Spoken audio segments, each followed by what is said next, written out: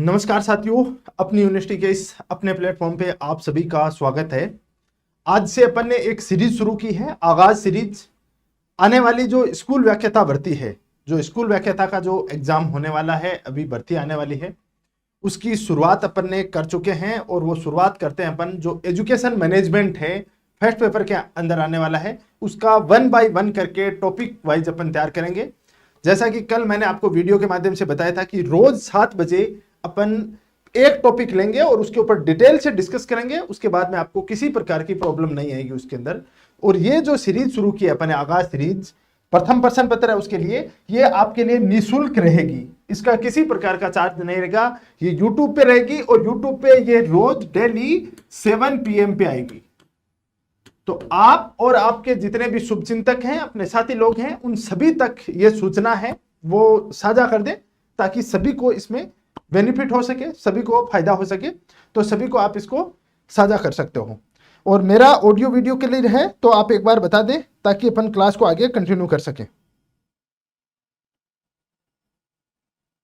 ठीक है, आज अपन पढ़ने वाले हैं इसके अंदर, आज अपन पढ़ेंगे राजस्थान राज्य खुला विश्वविद्यालय, खुला विद्यालय। ये उन लोगों के लिए है, स्पेशली इसकी स्थापना है वो 2005 के अंदर की गई थी, मार्च 2005 के अंदर की गई थी, मार्च 2005 के अंदर इसकी स्थापना की गई थी। ये उन स्टूडेंट के लिए है जिनसे मतलब जो जनरल जो अपना आरबीएसई बोर्ड चल रहा है या सीबीएसई बोर्ड चल रहा है, उसके माध्यम से एग्जाम क्लियर नहीं होती है, या काफी सारी बाधाएं हैं। जैसे आज भी आपको विश्वास नहीं होगा कि राजस्थान के ऐसे दूर दराज के इलाके हैं, दूर दराज के इलाके क्या कहूं मैं, मतलब यहाँ पे एक स्टूडेंट आई थी हमारे पास में, और जयपुर के आसपास की स्टूडेंट आई और उसने ये बोला कि मैं लड़की हूं और मेरे परिवार में मेरे को इस चीज की इजाजत नहीं दी जाती है कि आप बाहर जाके पढ़ाई कर सको, अपनी एजुकेशन को कंटिन्यू कर सको। और इवन सर मेरे पे इतना दबाव है कि मैं बुक भी पढ़ नहीं सकती, मैं चोरी छुपे पढ़ती हूँ ये चीजें। उसने पोस्ट ग्रेजुएशन कर रखा है, वो असिस्टेंट प्रोफेसर बनना चाहती है, ये कंडीशन है। तो ऐसी बालिकाओं के लिए भी जो ये अपना राजस्थान स्टेट ओपन स्कूल है, ये काफी कारगर साबित होता है। और दूसरा उनके लिए कारगर साबित होता ही है कि कंटिन्यू वाली जो 10वीं और 12वीं किसी से पास नहीं होती है, तो इसके माध्यम से कर सकते हैं वो। और इसकी मान्यता भी सभी जो संस्थान हैं या जहां पे भी आप एग्जाम देते हो, सभी जगह इसकी मान्यता भी प्रदान की गई है। तो इसके बारे में अपन डिटेल से देखते हैं। राजस्थान राज्य खुला विद्यालय, राजस्थान स्टेट ओपन जो स्कूल है, उसके बारे में देखते हैं। देखो, राजस्थान राज्य खुला विद्यालय है, उसके अंदर क्या इंफॉर्मेशन है। पहले है इसकी स्थापना कब की गई थी, तो स्थापना 21 मार्च 2005 को की गई थी। कौन किसके तहत की गई थी? राजस्थान संस्था रजिस्ट्रीकरण 1958 के तहत। ये पूछा जा सकता है। ये छोटी छोटी चीजों का अपन को इसमें पता होना चाहिए कि स्थापना कब की गई, इसका मुख्यालय कहां पे है, हेडक्वार्टर कहां पे है, इसका ध्येय वाक्य क्या है, इन सब चीजों का पता होना चाहिए। दूसरा, राजस्थान स्टेट ओपन स्कूल का संचालन राज्य भर के 555 संदर्भ केंद्रों से होता है। मतलब टोटल इसके अंदर 555 सेंटर हैं, अलग अलग जगह, जो अपने तहसील लेवल है या ग्रामीण लेवल है, पंचायत लेवल है या डिस्ट्रिक्ट लेवल है, वहां पे अलग अलग सेंटर खुले हैं। उसके माध्यम से ये राजस्थान स्टेट ओपन स्कूल है वो संचालित होते हैं। 21 मार्च 2005 को राजस्थान रजिस्ट्रीकरण पंजीयन अधिनियम 1958 के तहत इसकी स्थापना की गई है। टोटल इसके 555 सेंटर्स हैं। इसके अलावा इसका आधार वाक्य क्या है? सभी तक सभी के लिए, सभी तक सबके लिए। सभी तक सबके लिए क्या हुआ कि एजुकेशन है, जहां तक पहुंच नहीं बन पा रही है, वो चाहे बालिकाएं हो, चाहे वंचित वर्ग हो, या ऐसे स्टूडेंट जिनसे रेगुलर में 10th है और 12th है वो नहीं कर पा रहे हैं, या ऐसी कंडीशन भी आ जाती है कई बार, जैसे आर्मी में है कोई या नेवी में है, एयरफोर्स में है, और वो कंटिन्यू मतलब अपनी पढ़ाई करके और 12वीं पास नहीं कर पा रहा है, 10वीं पास करके लग गया हो। हालांकि अब तो 12वीं मिनिमम कर दी है, लेकिन 10वीं पास करके पहले लग गए और वो आगे कंटिन्यू करना चाहिए, तो इसके माध्यम से कर सकता है। इसका मुख्यालय क्या है? डॉक्टर एस राधाकृष्णन राज्य शिक्षा संकुल, जयपुर के एकलव्य भवन में है। जयपुर के एकलव्य भवन में है, शिक्षा संकुल में। शिक्षा संकुल कहां है? जो जेएलएन मार्ग है, जेएलएन मार्ग के ऊपर शिक्षा संकुल है, वहां पे एकलव्य भवन बना हुआ है, वहां पे इसका मुख्यालय है। राजस्थान स्टेट ओपन स्कूल माध्यमिक शिक्षा के दिन एक स्वायत्तशासी संस्था के रूप में काम करता है। किसके अंडर में है? राजस्थान स्टेट ओपन स्कूल माध्यमिक शिक्षा के दिन एक स्वायत्तशासी संस्था के रूप में, ऑटोनोमस बॉडी के रूप में काम करता है। इस चीज को आपको ध्यान रखना है, ये एक ऑटोनोमस बॉडी है। उद्देश्य क्या है? माध्यमिक एवं उच्च माध्यमिक शिक्षा के सार्वजनिकरण करना। स्टार लगा लो इसके, मैं बार बार बोल रहा हूं, इस चीज के स्टार लगा लेना। इसका मेन उद्देश्य पूछा जा सकता है, सिंपल सा पूछा जा सकता है कि स्टेट ओपन जो स्कूल है अपना, राजस्थान का जो स्टेट ओपन स्कूल है, राजस्थान राज्य एक खुला विश्वविद्यालय है, सॉरी विद्यालय है, इसका पर्पज क्या है, मेन मोटो क्या है इसका? तो मेन मोटो में क्या आएगा? शिक्षा का सार्वजनिकरण करना। सार्वजनिकरण करना मतलब शिक्षा प्रत्येक व्यक्ति, प्रत्येक घर परिवार, प्रत्येक ढाणी तक उसकी पहुंच सुनिश्चित करना इसका मेन उद्देश्य है। इस चीज को आपको ध्यान रखना है। मतलब उसको हर जगह तक जो शिक्षा है, अपना एजुकेशन है, उसको सभी तक पहुंच सुनिश्चित करना इसका मेन उद्देश्य है। इस चीज को आपको ध्यान रखना है, ठीक है ना? तो ये उद्देश्य ध्यान रखना है। अब तक अपन ने क्या पढ़ा? स्थापना कब की गई थी? 21 मार्च 2005 को की गई थी, ठीक है। उसके बाद अपन ने देखा था कि इसके टोटल कितने सेंटर हैं, उनके माध्यम से संचालित हो रहा है, 555 सेंटरों के माध्यम से हो रहा है।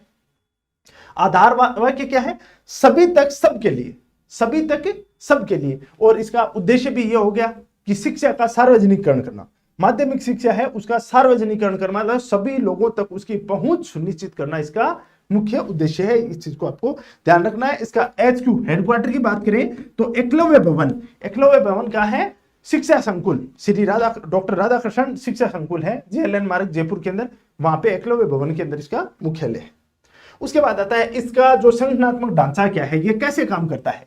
भाई ये कोई भी बॉडी होती है उसके अंदर होता है ना कि उसका मेन बॉडी के अंदर उसका जो होती है उसके हेड कौन होता है, किस प्रकार से उसका स्ट्रक्चर है। उस स्ट्रक्चर की बात करें तो इसके अंदर आता है एक तो शासी परिषद, शासी परिषद होता है जिसका अध्यक्ष होता है शिक्षा मंत्री। राजस्थान का जो भी माध्यमिक शिक्षा मंत्री होता है, जो स्कूल एजुकेशन का शिक्षा मंत्री होता है, वो इसका अध्यक्ष के रूप में ऑटोमेटिक वो इसका अध्यक्ष होता है। यह पूछा जा सकता है आपको इसका अध्यक्ष कौन होता है? IAS लेवल का अधिकारी होता है, या सचिव लेवल का अधिकारी होता है, या इसके अंदर मुख्यमंत्री होता है, राज्यपाल होता है। तो वहां पे अपन दिमाग लगाते हैं कि यार राज्यपाल हो सकता है, कई चीजों का होता है, मुख्यमंत्री भी हो सकता है। तो ऐसा दिमाग नहीं लगाना है, जो है वही मानना है, शिक्षा मंत्री इसका क्या होता है? अध्यक्ष होता है। इस चीज को ध्यान रखना है। सेकंड चीज आती है निष्पादक परिषद। निष्पादक परिषद मतलब जो योजनाएं हैं या जो पूरा सिस्टम है उसको इंप्लीमेंट करना है, उसका सभापति कौन होता है? शिक्षा सचिव होता है। और निदेशक कौन होता है? RS लेवल का अधिकारी होता है, निदेशक होता है, वो इसका निदेशक होता है। और नीचे प्रकोष्ठ अधिकारी होता है, सेक्शन ऑफिसर होते हैं नीचे अलग अलग डिपार्टमेंटों में, जो जैसे कोई एग्जाम कंट्रोल है उसको देखता है, वो अलग अलग प्रकार से उनको देखा जाता है। ठीक है यहां तक? सर आपका अलग से स्कूल मैनेजमेंट का नहीं मिलेगा, मैं करवा रहा हूं यहां पे, ठीक है ना? आपको यहां तक क्लियर एकदम से? उसके बाद आता है राजस्थान स्टेट ओपन स्कूल की विशेषताएं क्या है। विशेषता के अंदर देखो सबसे बड़ी बात तो क्या है, ये वंचित समुदाय है। वंचित समुदाय में कौन होती है? महिलाएं सबसे पहले आते हैं, बालिकाएं हैं। ऐसी बालिकाएं जिनको घर से बाहर नहीं निकाला जाता है, उन बालिकाओं के लिए ये स्टेट ओपन स्कूल है, ये रामबाण साबित होता है, ठीक है? तो उनके लिए ये सबसे महत्वपूर्ण है।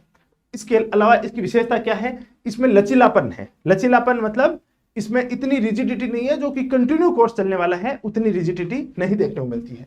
पाठ्यक्रम की सरलता और शिक्षा की सहजता के साथ साथ परीक्षा का लचीलापन होता है। परीक्षा जैसे इस बार देने का मन नहीं किया तो आप अगली बार दे सकते हो, ये इसमें छूट होती है, ठीक है? इस बार आपने 3 पेपर दे लिया, 2 पेपर अगली बार दे सकते हो, इस तरीके की इसमें छूट होती है। तनाव मुक्त होकर अभ्यर्थी अपनी सुविधा अनुसार परीक्षा उत्तीर्ण कर सकता है। किसी प्रकार का परीक्षा का दबाव नहीं रहता। भाई मोदी जी जब परीक्षा होती है उस समय मोदी जी क्या लेके आते हैं? एक सेशन लेके आते हैं ना बच्चों को कि तनाव में नहीं रहना है। वैसे तो इसमें तनाव बिल्कुल भी नहीं होता है, आराम से पता है कि जिसने एडमिशन लिया है वो पास होगा ही होगा, चाहे कैसे ही हो, टीप के हो या सीधा हो जाए। उसके बाद आता है इससे जुड़कर अभ्यर्थी अपने ज्ञान एवं अनुभव का सुदृढ़ीकरण एवं समर्थन करता है, विद्यार्थियों का आत्मविश्वास पैदा होता है और बालिका शिक्षा को बढ़ावा मिलता है। ये पूछे जा सकते हैं, ये कॉमन सेंस वाले टॉपिक है। देखो मैं बताऊं, साइकोलॉजी वाला पोर्शन है और एजुकेशन मैनेजमेंट वाला पोर्शन है। इनकी सबसे बड़ी विशेषता है कि इसके अंदर कॉमन सेंस काम आता है। इसमें यदि आपका कॉमन सेंस अच्छा है, आपकी समझ अच्छी है, तो आप इनके 60-70% क्वेश्चन है वो आराम से कर सकते हो। बाकी की कुछ चीजें रटने वाली भी हैं। कोई भी एग्जाम क्लियर करते हो तो सिंपल सी बात है, 2 मेथड पे काम किया जाता है, समझने वाला और रटने वाला, और दोनों ही चीजें करनी पड़ेगी। यदि एक भी चीज के साथ आप समझौता करते हो, इसका मतलब आप अपने सिलेक्शन के साथ समझौता कर रहे हो। लेकिन इसमें समझ है वो ज्यादा काम आती है। लगभग 60% आपको चीजें हैं वो आपकी कॉमन सेंस अच्छा है तो आप आराम से उन चीजों को कर सकते हो। बिल्कुल सुमन चौधरी कंप्लीट करवाएंगे, आप रजिस्टर डाल लो, एक एक चीज का पूरा कंप्लीट मैं करवाऊंगा इसके ऊपर, PYQs प्लस पूरा एक एक टॉपिक वाइज करवाएंगे पूरा। उसके बाद आता है राजस्थान स्टेट ओपन स्कूल की मुख्य विशेषताएं क्या क्या हैं। मुख्य विशेषताओं की बात करें तो मेन विशेषताएं कौन कौन सी हैं उनके बारे में अपन चर्चा करेंगे, इनको एक एक करके देखेंगे, क्योंकि ये संस्थाएं हैं उनसे यहां से क्वेश्चन बनेगा। पहला अपन ने देखा इसकी स्थापना कब हुई, इसका हेडक्वार्टर क्या है, इसका आधार वाक्य क्या है, उसका मेन पर्पज क्या है, मोटो क्या है, शिक्षा का सार्वजनिकरण करना, सभी तक पहुंच सुनिश्चित करना। उसके बाद में अपन ने क्या देखा, उसके बाद अपन ने इसका ढांचा देखा था कि इसका अध्यक्ष कौन होता है, इसका जो शासी परिषद होता है उसमें शासी परिषद देखा था, जिसका अपन ने क्या देखा, अध्यक्ष कौन होता है, वो अध्यक्ष अपन ने देखा शिक्षा मंत्री होता है, राज्यपाल या मुख्यमंत्री मत कराना इसमें, इस चीज का आपको ध्यान रखना है। उसके बाद इसके कैरेक्टरिस्टिक देखते हैं, इसकी विशेषताएं अपन ने देख रहे हैं, एक एक करके देखते हैं। देखो पहला आता है ऑनलाइन पंजीयन। अभ्यर्थी को राज्य के 555 संदर्भ के अंदर, अपन ने देखा कितने सेंटर चलते हैं राजस्थान के अंदर, टोटल 555 सेंटर चलते हैं। उनके माध्यम से स्ट्रीम फर्स्ट, 2 स्ट्रीम है इसमें, एक है स्ट्रीम फर्स्ट, एक स्ट्रीम सेकंड। जो स्ट्रीम फर्स्ट है उसके फॉर्म ओपन होते हैं मार्च और अप्रैल में, एवं स्ट्रीम सेकंड के होते हैं अक्टूबर नवंबर में। अपना पंजीयन निर्धारित तिथि में ऑनलाइन करवाते समय आवश्यक मूल दस्तावेज क्या चाहिए वो अपन आगे देखेंगे एक एक करके। एवं छाया प्रति शुल्क सहित जमा करवाकर शुल्क की ऑनलाइन रसीद प्राप्त करना अनिवार्य होता है। सबसे पहले तो 2 स्ट्रीम चलती हैं इसके अंदर, जो एक तो चलता है मार्च अप्रैल के अंदर और दूसरा चलता है अक्टूबर नवंबर के अंदर। इन 2 स्ट्रीम में किसी भी स्ट्रीम में आप जाके अपना ऑनलाइन पंजीयन करवा सकते हो। सेकंड चीज आता है, उसके बाद में आता है आयु सीमा एवं प्रवेश योग्यता। यह पूछा जा सकता है यहां से कि जो राजस्थान ओपन स्कूल है उसके अंदर न्यूनतम आयु सीमा और अधिकतम आयु सीमा कितनी होनी चाहिए। तो इसके अंदर देखो अधिकतम आयु सीमा की कोई लिमिट नहीं रखी गई है। यदि आपकी 60 साल की उम्र में भी 10वीं और 12वीं पास नहीं है और इच्छा हो जाए तो आप ओपन स्कूल के माध्यम से कर सकते हो, लेकिन न्यूनतम आयु है उसकी सीमा का इन्होंने निर्धारण किया है, जिसके अंदर प्रवेश के लिए कोई अधिकतम आयु सीमा नहीं है। यह ध्यान रखना है। जैसे नौकरी लगने की तो 40 साल, 42 साल, 35 साल, 30, 32 साल जो भी है रखी गई है, लेकिन 10वीं और 12वीं पास करने की इसके अंदर ओपन स्कूल से करते हो तो कोई अपर लिमिट नहीं रखी गई है, लेकिन लोअर लिमिट रखी गई है। वो क्या रखी गई है, 10वीं के लिए यदि आप 10वीं में एडमिशन लेते हो तो आप कम से कम 14 वर्ष के हो जाने चाहिए। 14 वर्ष के हो तो ही आपको 10वीं में एडमिशन दिया जाएगा। माध्यमिक पाठ्यक्रम में नामांकन के लिए निर्धारित न्यूनतम आयु 14 वर्ष है। यदि माध्यमिक पाठ्यक्रम में आपको एडमिशन लेना है एग्जाम के लिए तो उसके लिए आपकी 14 साल उम्र होनी चाहिए। सेकेंड आता है उच्च माध्यमिक पाठ्यक्रम के लिए। यदि आप उच्च माध्यम के लिए लेते हो तो उसके लिए 12वीं के लिए करते हो तो 10वीं की तो उत्तीर्ण की मार्कशीट होनी चाहिए आपके पास में, और न्यूनतम आयु 15 वर्ष होनी चाहिए। वहां पे आपकी 15 वर्ष होनी चाहिए। तो 12वीं के लिए 15 वर्ष और 10वीं की मार्कशीट भी होना जरूरी है। ये 2 चीजें ध्यान रखना है। तो अपर लिमिट है वो एज की अपर लिमिट नहीं रखी गई है, और न्यूनतम लिमिट क्या रख दी इन्होंने, 10वीं के लिए 14 वर्ष और 12वीं के लिए 15 वर्ष रख दी है। इसको स्पेशली ध्यान रख लेना। सर मेरे को स्कूल लेक्चरर के बारे में सूरज सर से बात करनी है, कॉल भी किया था पर बात नहीं हो पाई, बात करवा दीजिए। बबीता चौधरी बात ऐसी है, सूरज सर की स्थिति बहुत ही गंभीर चल रही है। इतनी क्लासें रहती हैं बैक टू बैक। उसके बाद में आप लोगों को क्या होता है कि कंटेंट है वो भी अपडेट देते हैं। ऐसा नहीं है कि जो ड्रे पे चल रही है वही चीजें करवा रहे हैं, तो पढ़ना भी पड़ता है। यहाँ पे जो भी टीचर आपको पढ़ाता है वो पहले उसको डिटेल से पढ़ के आते हैं, पहले स्वयं उस चीज का पूरा मूल्यांकन करते हैं कि पीछे के क्वेश्चनों में क्या स्थिति है, आगे कैसे बन सकते हैं। तो उसमें इतना टाइम चला जाता है कि फोन पे वो बात करने में इतनी ज्यादा उपलब्धता नहीं होती है। हालांकि इसके लिए मैं भी आपसे सॉरी चाहता हूं, और सूरज सर भी बोलते हैं, मैं खुद चाहता हूं कि स्टूडेंट की कोई क्वेरी जो तो सूरज सर खुद सोल्व करें, लेकिन संभव नहीं हो पा रहा है ये चीजें, थोड़ी सी ये दिक्कत आ रही है। बाकी कोई प्रॉब्लम हो तो एक बार आप अपने जो नंबर दिए हुए हैं इंस्टीट्यूट के उस नंबर पे कॉल करना, कभी टाइम होगा तो आपको बात करवा देंगे एक बार, ठीक है ना।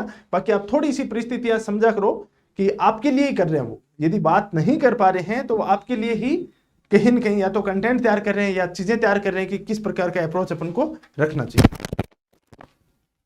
आगे चलते हैं, आगे आता है विषय का चयन।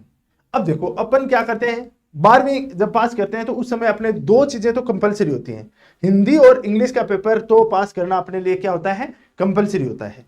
आगे वाली बाकी के सब्जेक्ट अपनी इच्छा के अनुसार चूज करते हैं, लेकिन इसमें ऐसा नहीं है। जब विषय का चयन करना पड़ता है तो आप अपनी इच्छा अनुसार विषयों का चयन कर सकते हो। हिंदी और इंग्लिश इसके अंदर कंपलसरी नहीं होती। और इसके अंदर 2 माध्यम की बात की गई है। माध्यम क्या है? 2 है। माध्यम क्या है? 2 माध्यम है। 2 माध्यम है। 2 माध्यम कौन से हैं? हिंदी और इंग्लिश। इन 2 माध्यम में आप एग्जाम दे सकते हो। इन 2 माध्यम में आप एग्जाम दे सकते हो। ठीक है। उसके बाद में आगे आता है, आगे बात करें औपचारिक शिक्षा पद्धति के विपरीत यहां विषय चयन की स्वतंत्रता होती है। जैसे अपन फॉर्मल एजुकेशन लेते हैं, उसके अंदर तो क्या है, काफी सारी पाबंदियां होती है। यहाँ पे आप उसमें स्वतंत्र होते हो, तभी तो इसमें शिक्षा का क्या पाया जाता है? लचीलापन देखने को मिलता है। सेकंड चीज आती है, अभ्यर्थी अपनी आवश्यकता अनुसार विषयों का चयन कर सकता है और हिंदी अथवा अंग्रेजी दोनों में से किसी भी एक माध्यम से अध्ययन एवं परीक्षा की व्यवस्था कर सकता है। सेकंड चीज, माध्यम पाठ्य पुस्तकों के जो माध्यमिक पाठ्यक्रम है, जो 10वीं तक का पाठ्यक्रम है, उसके अंदर आपके पास 17 विषय होते हैं। टोटल कितने होते हैं? 17 विषय। यही पूछा जा सकता है आपको। टोटल 17 विषयों में से कोई भी 5 विषय और उच्च माध्यमिक पाठ्यक्रम के 21 विषयों में से कोई भी 5 विषयों के चयन करने की सुविधा है। पंजीयन के समय 1 अथवा 2 अतिरिक्त विषयों का चयन भी कर सकते हैं। देखो फाइनली क्या बात कही इसने, इन्होंने कहा कि एक तो इसमें कोई भी विषय चूज करते हो उसके लिए स्वतंत्रता होती है, लचीलापन होता है। जैसा कि आप ट्रेडिशनल रूप से आरबीएसई से या आप सीबीएसई से जब एग्जाम देते हो तो उसके अंदर आपके लिए क्या होता है? कंपलसरी होता है। कंपलसरी क्या चीज होता है? हिंदी और इंग्लिश आपके लिए कंपलसरी होता है। लेकिन यहाँ पे ऐसा नहीं है। यहाँ पे आपको एक छूट दी गई है कि आप हिंदी और इंग्लिश माध्यम के अंदर 10वीं के अंदर 17 सब्जेक्ट होंगे, उन 17 सब्जेक्ट में से कोई भी 5 विषय आप चूज कर सकते हो। और 12वीं के अंदर आपके पास में टोटल 21 विषय होंगे और 21 विषय में से कोई भी 5 विषय आप अपनी इच्छा के अनुसार चूज कर सकते हो। हिंदी अंग्रेजी जो कंपलसरी होते हैं, ऐसा कंपलसरी वाला आपके ऊपर कोई चीजें नहीं थोपी जाएगी। चलो आगे देखते हैं, व्यक्तिगत संपर्क कार्यक्रम। यह बहुत इंपॉर्टेंट है, ये देख लेना, आप ढंग से देख लेना। जो राजस्थान ओपन स्कूल है उसके अंदर व्यक्तिगत संपर्क कार्यक्रम की व्यवस्था की गई है। व्यक्तिगत संपर्क कार्यक्रम मतलब इसके अंदर तो एडमिशन ले लिया, उसके बाद कहीं स्कूल में कहीं नहीं जाना, एग्जाम के टाइम जाना है। लेकिन बच्चों की कुछ प्रॉब्लम भी हो सकती है, कुछ डाउट भी हो सकते हैं। उन डाउट क्लियरिंग सेशन रखा जाता है और उसके लिए एक 15 दिन का प्रोग्राम रखा जाता है। कक्षा 10वीं एवं 12वीं स्ट्रीम फेस्ट के अभ्यर्थियों के अध्ययन में आने वाली समस्याओं के निस्तारण हेतु विषय विशेषज्ञ मार्गदर्शन में वर्ष में एक बार 15 दिवस का एक प्रोग्राम रखा जाता है, जो कि 25 दिसंबर से 8 जनवरी तक व्यक्तिगत संपर्क कार्यक्रमों का आयोजन किया जाता है। जो आपके पास में सेंटर 555 सेंटर की बात की थी, उनमें से एक पे के अंदर किया जाता है। और पीसीपी जो पर्सनल जो काउंसलिंग जो प्रोग्राम होता है, उसमें उपस्थित दर्ज होने पर अभ्यर्थियों को सैद्धांतिक परीक्षा के पूर्णांक का 10% सत्रांक दिया जाता है। ये और चीज है, यदि आप वहां पे पर्सनल गाइडेंस लेने जाते हो, इस 15 दिन के प्रोग्राम में जाते हो, आप जो आप 8 जनवरी तक प्रोग्राम चलता है 25 दिसंबर से, तो इसमें जाते हो तो आपको 10 नंबर एक्स्ट्रा और दिए जाते हैं। जो आपका पूर्णांक होता है उसके अंदर 10 नंबर आपके ऐड हो जाते हैं इसमें सीधे सीधे। ठीक है, अब चलते हैं आगे। सर स्कूल मैनेजमेंट कितने नंबर का आ सकता है इस बार? स्कूल मैनेजमेंट प्रिया शर्मा, मैं आप मान के चलो कि स्कूल मैनेजमेंट है, उसका आपको लगभग 12 क्वेश्चन आते हैं, लगभग 12 क्वेश्चन आते हैं, मतलब 24 नंबर के, 24 मार्क्स के आते हैं, 12 क्वेश्चन आते हैं लगभग।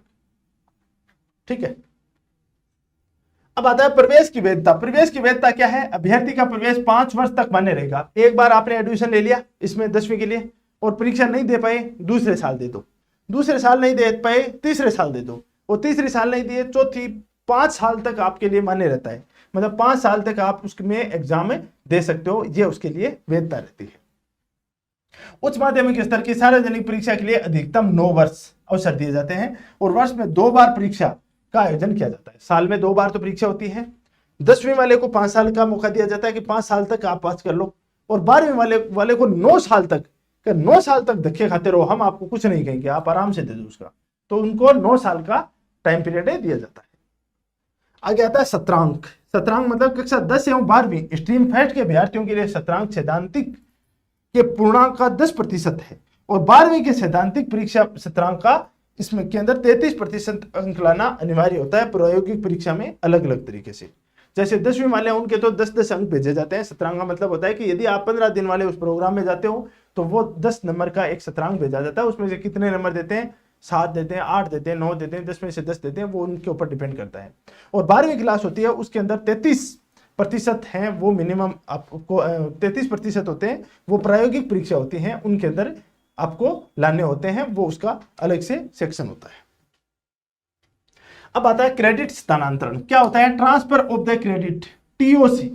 मान्यता प्राप्त है बोर्डों सूची के अनुसार अनुत्तीर्ण अभ्यर्थी अधिकतम उत्तीर्ण 2 विषय एवं राजस्थान स्टेट ओपन स्कूल के अनुत्तीर्ण अभ्यर्थी उत्तीर्ण अधिकतम 4 विषयों में क्रेडिट स्थानांतरण का लाभ ले सकता है।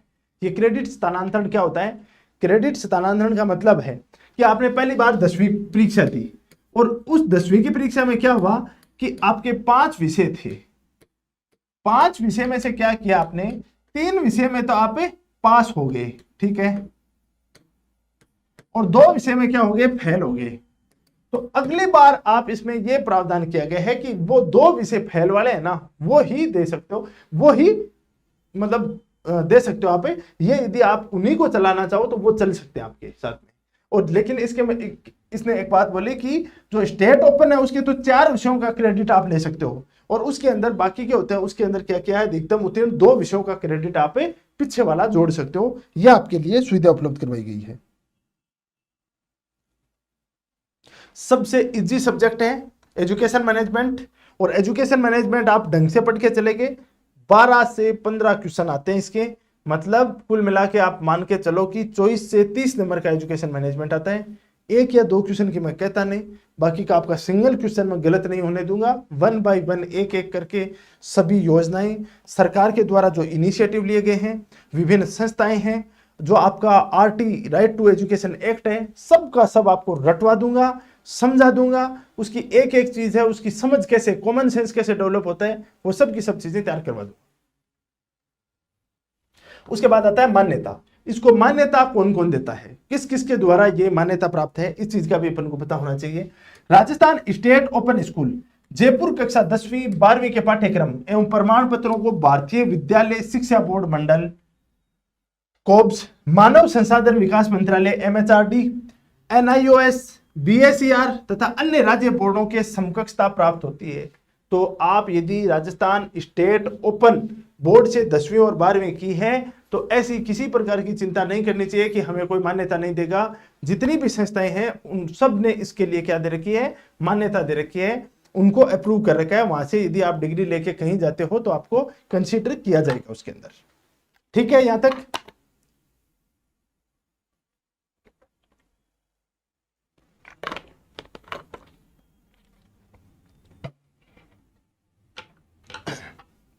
आगे चलते हैं। इसके अलावा भारत सरकार के कार्मिक लोक शिकायत, पेंशन मंत्रालय के कार्मिक प्रशिक्षण विभाग के राजस्थान स्टेट ओपन स्कूल द्वारा जारी किए गए माध्यमिक एवं उच्च माध्यमिक परीक्षाओं के प्रमाण पत्रों को उच्च अध्ययन एवं केंद्रीय एवं राज्य सरकार के विभागों में नियुक्ति के लिए मान्यता प्रदान की गई है। यदि आप कल सरकारी नौकरी लगते हो सेंट्रल गवर्नमेंट में और स्टेट गवर्नमेंट में तो आपको इसकी मान्यता प्रदान की गई है। इस संस्था को अप्रूवल दिया गया है स्टेट और सेंट्रल दोनों के द्वारा।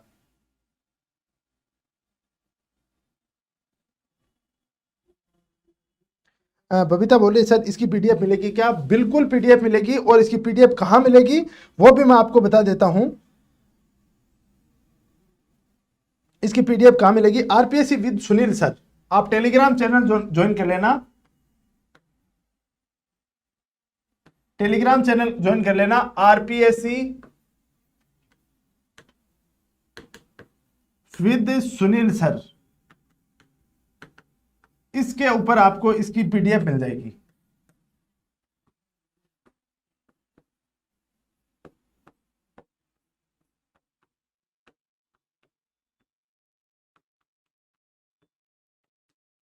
इस पे इसकी PDF मिल जाएगी, यहाँ पे ध्यान दे लेना। उसके बाद इसकी वेबसाइट क्या है? इसकी वेबसाइट क्या है? Rajasthan state open school Jaipur की वेबसाइट है www.education.rajasthan.government.in RSOS, ये इसकी वेबसाइट है। इस वेबसाइट पे जाके आप चीजें देख सकते हो कि कैसे इसमें फॉर्म ओपन होता है, कैसे आपको एग्जाम देना है, क्या प्रोसेस रहेगा, कैसे सब्जेक्ट को चूज करना है, कौन कौन से आपको दस्तावेज लगाने हैं, ये सब की सब चीजें इसके अंदर आपको मिल जाएंगी।